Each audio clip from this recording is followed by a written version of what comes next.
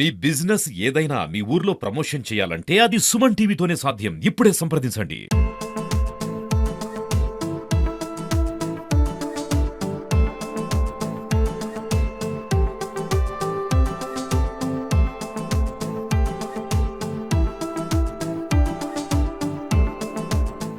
పాట వింటే సగం తెలంగాణ హిస్టరీ మీకు అర్థమయ్యే విధంగా పాట రాసింది కాబట్టి ఆ పాటను రాష్ట్ర గీతంగా మన ముఖ్యమంత్రి గారు రేవంత్ రెడ్డి గారు తెలంగాణ విద్యార్థుల్లో ఒక స్ఫూర్తి నింపే ఒక కార్యక్రమాన్ని తీసుకున్నారు. అందుకే దాన్ని రాష్ట్ర గీతంగా ప్రకటించడం జరిగింది. మరి మీరంతా జయంతి వాడి ముట్టారు. దాని సక్సెస్ వెనకాల హార్డ్ వర్క్ వల్ల కంపల్సరీ బేసిక్ ప్రిన్సిపల్. మీ అంతా మ్యాథ్స్ స్టూడెంట్సే కదా, ప్రిన్సిపల్ లేకుంటే సొల్యూషన్ రాదు. అది ఫిజిక్స్ అయినా మ్యాథ్స్ అయినా ఎక్కడైనా. సో సక్సెస్కి ప్రిన్సిపల్స్ మర్చిపోకండి. ఒకటి హార్డ్ వర్క్, రెండవది డెడికేషన్, మూడవది యాటిట్యూడ్. అబ్దుల్ కలాం గారు చెప్పింది నేను చెప్తున్నా, నేను కొత్తగా చెప్పట్లా. సక్సెస్ అయిన వాళ్ళు ఎవరైనా చెప్పేది ఇవే.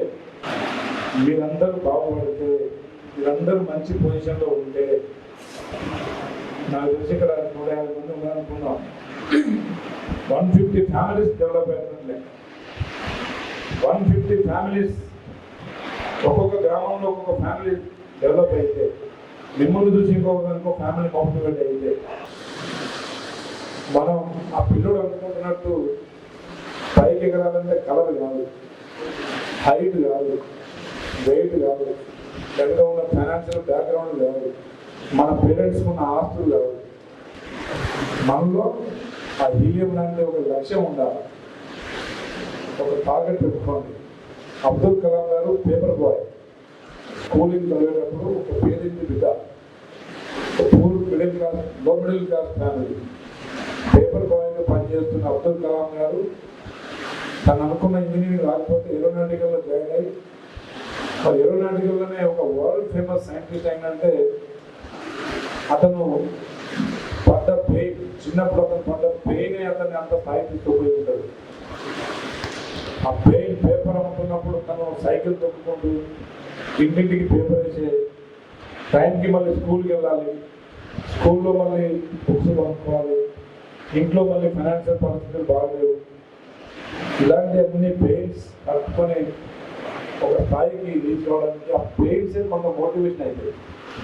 సో సక్సెస్కి వెనకాల సమస్యలు ఉండవని కాదు, సక్సెస్ వెనకాల డిఫికల్టీస్ లేవని కాదు. డిఫికల్టీస్ ఉంటాయి, ప్రతి దాంట్లో ఉంటాయి. డిఫికల్టీస్ని, సమస్యల్ని ఓవర్కమ్ చేస్తూ మనకున్న ఇంట్లో పరిస్థితులు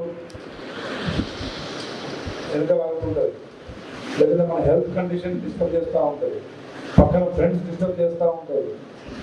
అదే మొత్తం ఈ రోజుల్లో పుస్తకాల పురుగులు అంటే అనేవాళ్ళు, పుస్తకాల పురుగులనే ఏమన్నది. మన బ్యాక్గ్రౌండ్ మనం మర్చిపోకుండా, మన కెరీర్ని మర్చిపోకుండా, మన టార్గెట్ని మర్చిపోకుండా ఎవరైతే ముందుకు వెళ్తారో వాళ్ళే సక్సెస్. అగ్రికల్చర్ సైన్స్ చేసుకున్న చాలామంది, ఆమె అక్షరాపేట అగ్రికల్చర్ బిఎస్సి చేసి పాపం top rank, national first ranker. So పేదింటి బిడ్డ, ఒక పేదింటి నుంచి పుట్టిన బిడ్డ కూడా నేషనల్ టాప్ అయిందంటే ఆమె మైండ్లో ఉన్న లక్ష్యం, సక్సెస్కి ఉన్న ప్రిన్సిపల్స్ ఫాలో అయి ఉంటుంది తప్ప వేరే ప్రిన్సిపల్స్ లేవు.